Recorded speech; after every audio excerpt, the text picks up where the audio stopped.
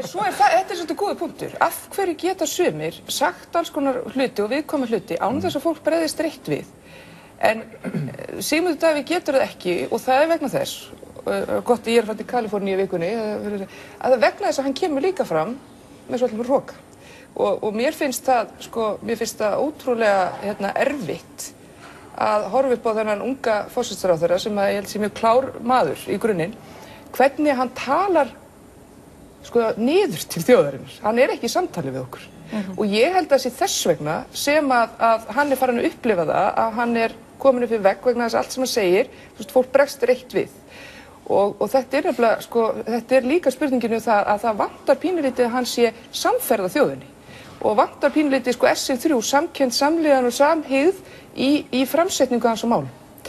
Og þetta bara mín skoðun og ég held að ef hann myndi breyta þessu þá það mun farsælli í starfi.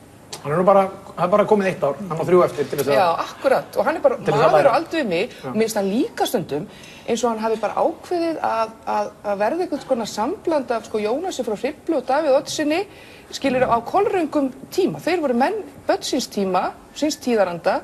Hann bara af minni kynslóð og við tölum ekki svona. Við tölum öðruvísi við hvert annað. Það bara svolítið þannig.